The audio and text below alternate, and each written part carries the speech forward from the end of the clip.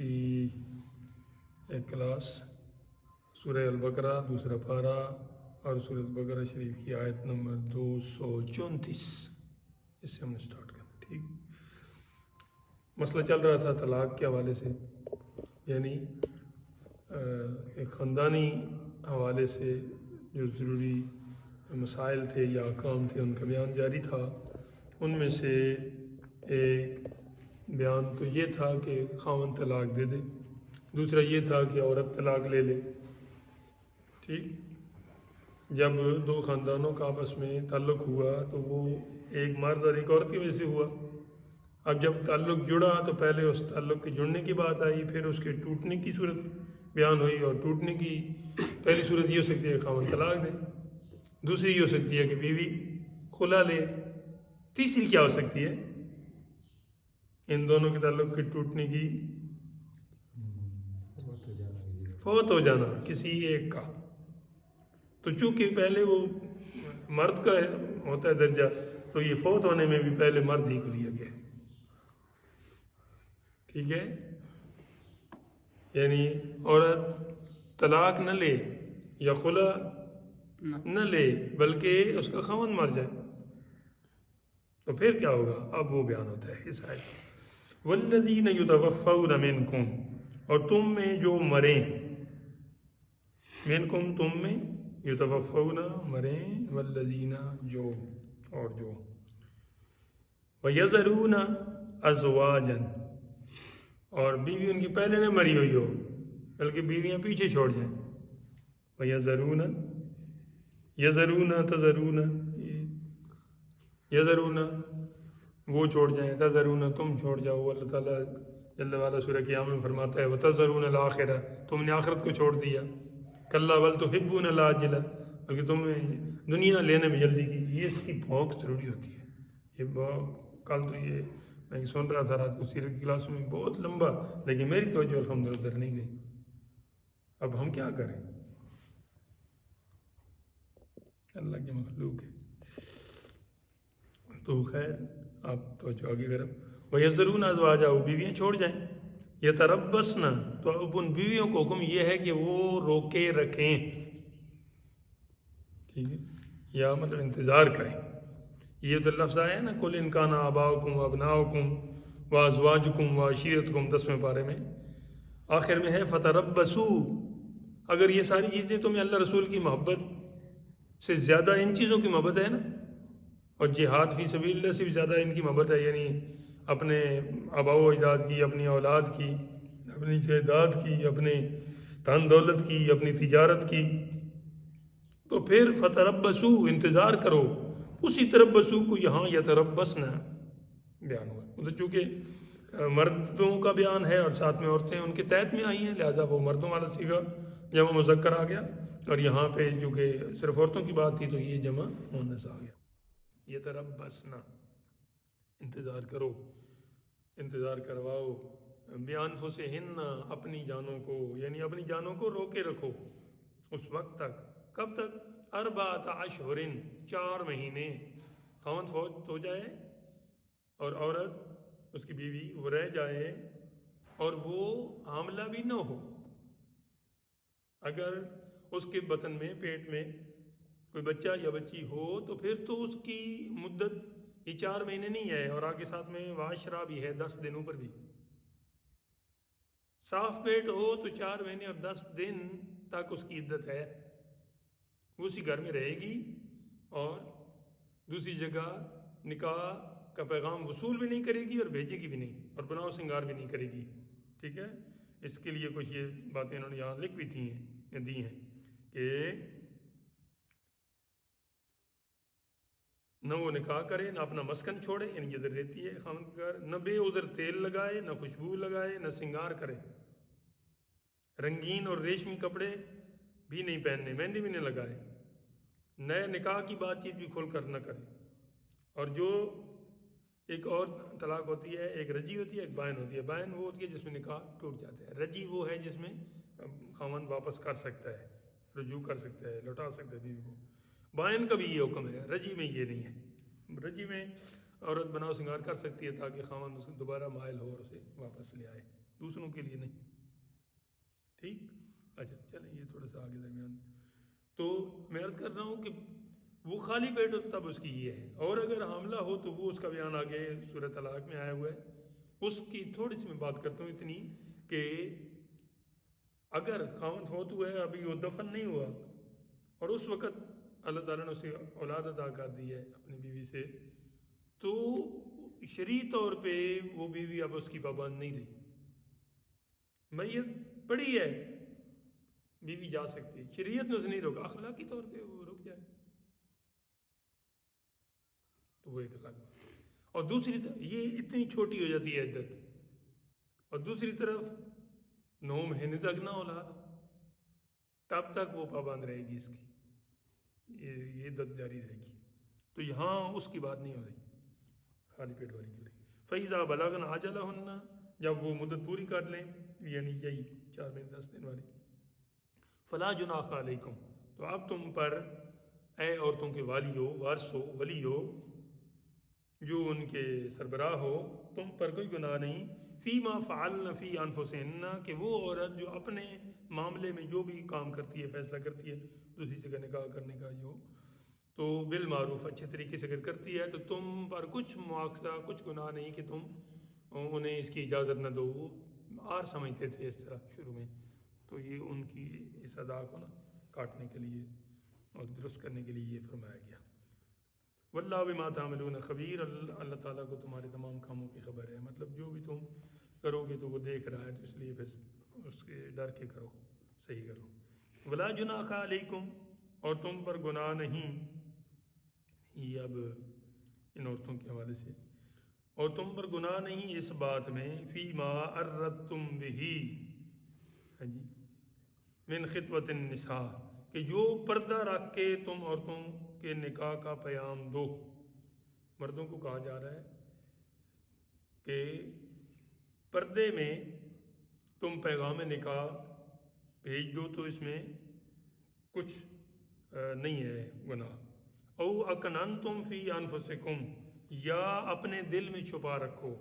اکننتم یہی وہ جو ہم کل پڑھ رہے تھے نا، کیا کہتے ہیں، نہیں وہ تھوڑا سا اور ہو جاتا ہے، خیر چلو. اکننتم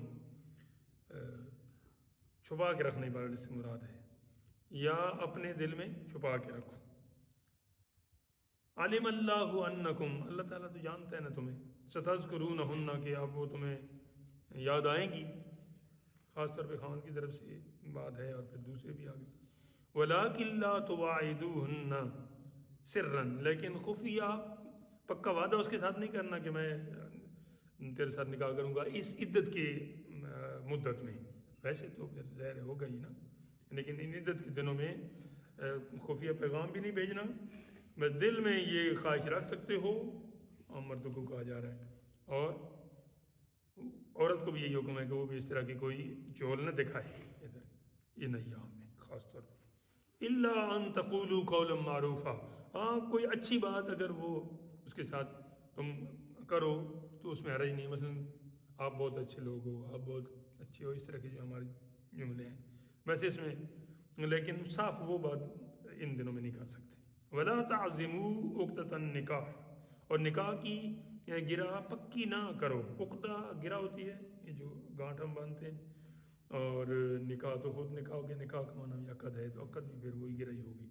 حتیٰ یبلغ الکتاب اجلہ، جب تک کہ لکھا ہوا حکم اپنی میعاد تک نہ پہنچ جائے، یعنی 4 مہینے یا 10 دن، 4 مہینے 10 دن پورے نہ ہو جائیں، اس سے پہلے تک کہ یہ ہیں SOPs، اس کے بعد پھر آزادی ہے. وَعَلَمُوا، اور جان لو، ان اللہ، یہ کہ اللہ تعالیٰ، یعلم ما فی انفسکم، جانتا ہے تمہارے دل کی بات. فاحذروا، پس اس سے ڈرو. وَعَلَمُوا ان اللہ غفور حلیم، اور جان لو کہ اللہ تعالیٰ معاف فرمانے والا اور حلم والا ہے. اگلا رکوع ہے جی، اس میں یہ مسئلہ تھا کہ ایک عورت کے ساتھ ایک بندہ نکاح کرتا ہے اور اس میں مہر مقرر نہیں کرتا، ٹھیک ہے، اور اسے رخصتی سے پہلے ہی طلاق دے دیتا ہے. دوسری آیت میں یہ صورت ہوگی کہ جو مہر ہے وہ مقرر کر دیا لیکن پھر رخصتی سے پہلے اسے طلاق دے دی. تو اب پہلی آیت میں وہ پہلی بات کا جواب ہے، اس کی تفصیل ہے، اور دوسری آیت میں پھر دوسرے مسئلے کا۔ فرمایا لا جناح علیکم، تم پر کچھ مطالبہ نہیں، ان طلقتم النساء، اگر تم عورتوں کو طلاق دے دو، ما لم تمسوہن، قبل اس کے کہ ان کی رخصتی ہو جائے تمہارے گھر، جی، او تفردوا لہن فریدہ، یا کوئی مہر مقرر کر لیا ہو، ابھی تم نے وہ مہر مقرر نہیں کیا تھا، ومتعوہن، ایسی عورت کو پھر تم، چونکہ مہر تو مقرر نہیں تھا تو تم طلاق دے رہے ہو، تو اب اسے متعوہن مطلب ایک جوڑا 3 کپڑوں والا، اس کا دوپٹہ ہو، شلوار قمیض ہو، تو یہ اخلاقی طور پہ تمہارا حق بنتا ہے کہ تم انہیں دے دو۔ علی الموسع قدرہ و علی المقتر قدرہ، جو جس قدر وسعت رکھتا ہے اس کو ویسا جوڑا دینے کا حکم ہے۔ علی الموسع قدر، منہ سے وسعت رکھنے والا، قدر ہو اس کے مطابق، وعلی المقتر، اور جو تنگ دست ہے، ٹھیک ہے، قدر ہو وہ اپنے حساب سے دے۔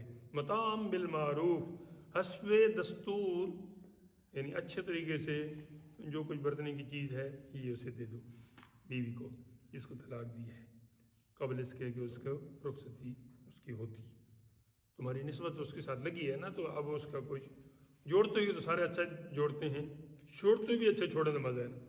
حقاً علی المحسنین، سبحان اللہ، یہ ہے ان لوگوں کے لیے بات کہ جو بھلائی والے ہیں یا بھلائی چاہنے والے ہیں، ماشاءاللہ، سبحان اللہ۔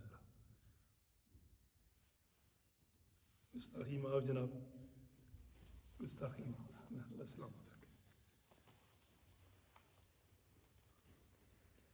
وَإِن طَلَّقْتُمُوهُنَّ مِن قَبْلِ أَن تَمَسُّوهُنَّ، اور اگر تم انہیں، جیسے میں نے بتایا آپ کو کہ طلاق دو قبل اس کے کہ ان کی رخصتی تمہارے گھر ہو، وَقَدْ فَرَضْتُمْ لَهُنَّ فَرِيضَةً، اور تم نے ان کا مہر بھی مقرر کر دیا تھا، ٹھیک، تو پھر کیا ہوگا؟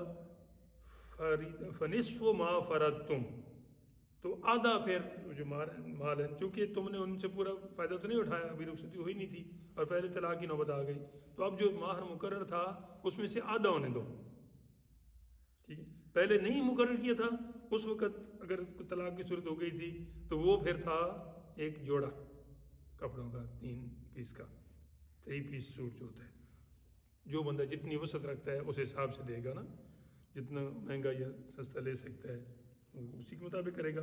اور دوسرا یہ تھا، تو اب اس میں چونکہ مقرر ہو گیا تھا تو اس نے تو اپنے آپ کو پیش کر دیا تھا، لیکن آپ نے اسے طلاق دے دی نا، جب آپ طلاق دے رہے ہو تو ابھی آدھا آپ نے اسے مہر دینا ہے۔ آگے اس میں پھر مزید بھی آپشن ہیں، وہ کیا ہیں؟ الا ان یعفون، مگر یہ کہ وہ معاف کر دے کوئی اس میں سے، آدھے میں سے، آدھے سے زیادہ تو کہ تو مطالبہ ہی نہیں کر سکتی نا جی، جو آدھا ہے اس میں وہ کر سکتی ہے۔ اچھا، اب اس میں یہاں یہ سوال آیا کہ جو کیا کہتے ہیں پورے طور پہ گھر بس رہا ہے اور پھر طلاق ہوئی ہے، تو پھر ابھی تک اگر مہر نہیں دیا تو اب کوئی آدھے یا وہ والی بات ہے، تو اب یہاں کچھ بھی آپشن نہیں خاوند کے لیے، کیوں کہ وہ صحیح ان کی زندگی گزری ہے، اس نے تو اپنی عزت پیش کی ہے سارا کچھ، تو اب وہ اس کو آدھا یا آدھے سے کم، یا اب خاوند کو اس میں کیا اختیار ہے؟ اگر ابھی تک نہیں دیا تو ایک تو یہ جرم کیا کہ ابھی تک دیا نہیں، اور اب اس میں بھی وہ کمی کراتا ہے یا دینے میں ٹال مٹول یا پسو پیش یا لے تو لال سے کام لیتا ہے، یہ غلط بات ہے۔ یہ ان کی بات ہے کہ جن کی ابھی رخصتی نہیں ہوئی تھی، اور خاص طور پہ اس آیت میں کہ جس کا مہر مقرر ہو گیا تھا، رخصتی نہیں ہوئی تھی، تو آدھا دے۔ ہاں، بیوی اگر اس میں سے کچھ معاف کرتی ہے کہ نہیں تم مجھے اتنا ہی دے دو تو ٹھیک ہے، وہ بھی ٹھیک ہے۔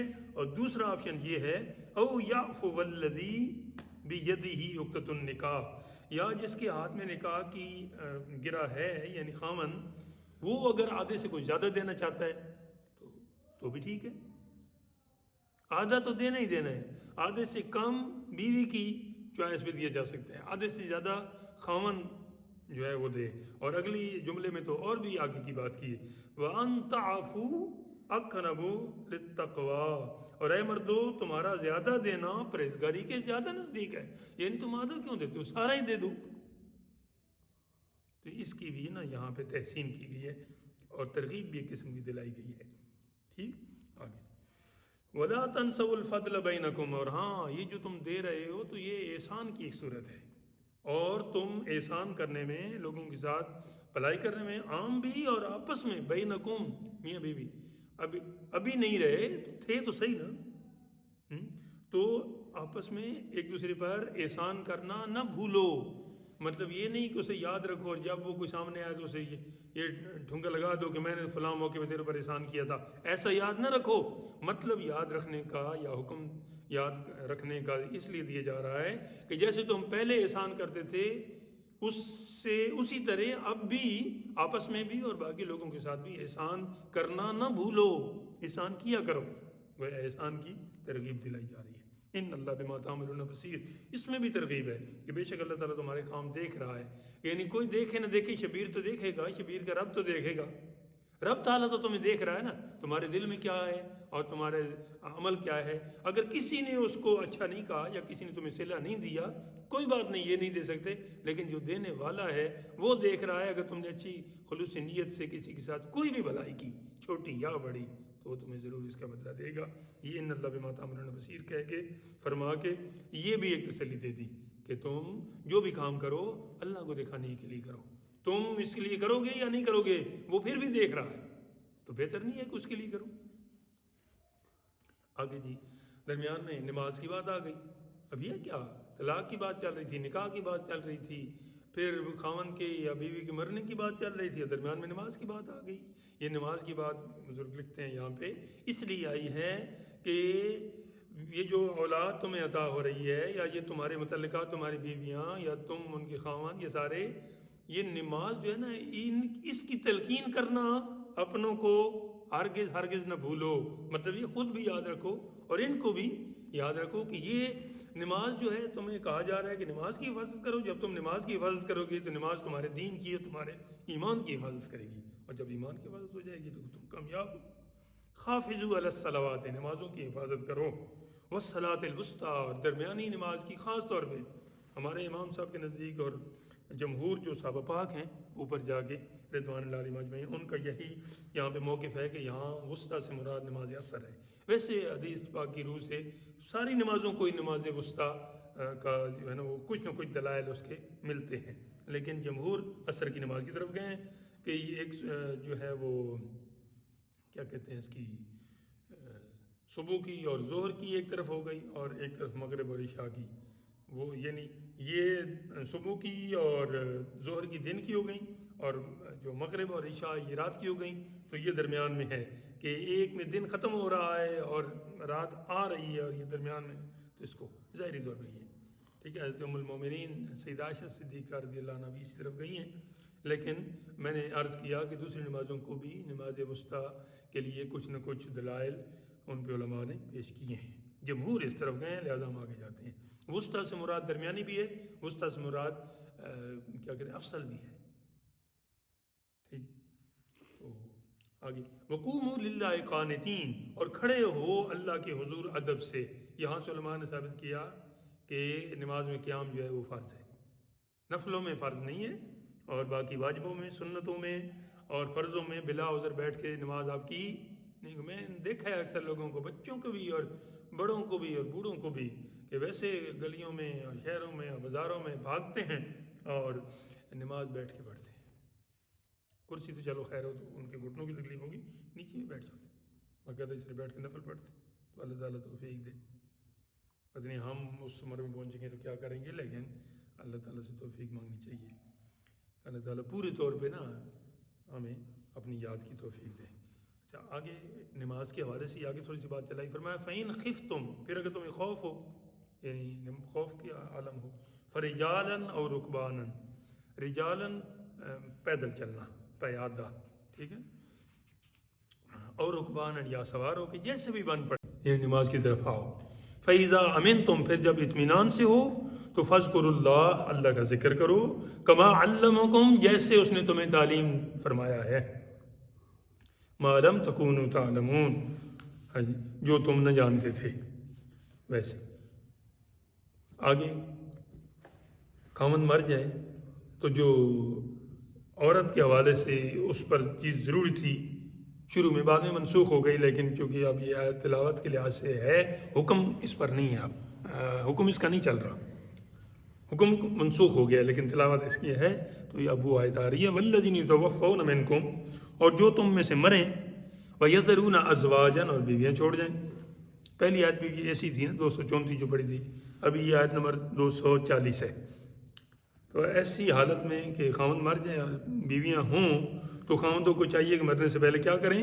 وصیۃ لازواجہم، اپنی عورتوں کے لیے وصیت کر جائیں. کس چیز کی؟ متاعا الی الحول، ایک پورے سال کا خرچہ ان کا وہ بتا جائیں کہ میرے ترکے سے میری بیوی کے لیے تم نے کرنا ہے. غیر اخراج، اور جس گھر میں وہ رہ رہی تھی خاوند کے پورا سال اس سے نکالے بنا، نکالنا نہیں ہے. آج میں کل بھی بتایا کہ طلاق ہوتی جاتی ہے اور عورت ماں باپ کے گھر چلی جاتی ہے، حالانکہ وہ اس کا گھر ہوتا ہے، خاوند کو نکلنا چاہیے وہاں سے. تو یہاں تو مر رہا ہے تو بیچارہ نکلے گا ہی. تو عورت کو فرمایا جا رہا ہے کہ یہ اس کی بغیر وہ وصیت کر جائیں کہ اس کو نکالنا بھی نہیں ایک سال اور اس کو کھانا پینا بھی، اور اس کے باقی بھی جو خرچ ہے وہ تم نے میرے ترکے سے دینا ہے. فَإِنْ خَرَجْنَا، وہ خود نکلنا چاہیں، فَلَا جُنَاحَ عَلَيْكُمْ، پھر تم پر کوئی گناہ نہیں جو پیچھے بچ گئے ہو. فی ما فعلنا، ان کا اس طرح کرنے میں، فی انفسہن، اپنے بارے میں، من معروف، اگر اچھے طریقے سے جائیں تو. واللہ عزیز حکیم، اور اللہ تعالیٰ غالب حکمت والا ہے. شروع میں یہ جو تھا نا خاوند کے مر جانے کے بعد آر سمجھتے تھے اہل عرب ان عورتوں کو نا کسی اور کے نکاح میں دینا یا وہاں سے نکالنا یا کوئی ایسی صورت. تو اسلام نے نا اسٹیپ بائی اسٹیپ بتدریج اس چیز کو کیا. پہلے 1 سال کہا کہ 1 سال تک ادھر ہی رہیں، اور اس کے بعد پھر بعد میں 4 مہینے اور 10 دن ہو گئی. ٹھیک، جیسے آپ نے پہلی آیت میں پڑھا ہے. تو اب اسی پر عمل ہے 4 مہینے اور 10 دن والی پر. وَلِلْمُطَلَّقَاتِ مَتَاعٌ بِالْمَعْرُوفِ، اور طلاق والیوں کے لیے بھی مناسب طور پہ نان اور نفقہ ہے. یعنی یہ تو بیوہ کے لیے بات کی تھی نا، تو جو متعلقہ ہیں ان کو بھی، ان کے لیے بھی یہی حکم ہے کہ ان کو بھی نان نفقہ دیا جائے جب تک ان کی عدت ہے. حقاً علی المتقین، یہ واجب ہے پرہیزگاروں پر. جو اوباش ہیں، بدماش ہیں، عیاش ہیں، ان کے لیے نہیں ہے، وہ جائیں جہنم میں.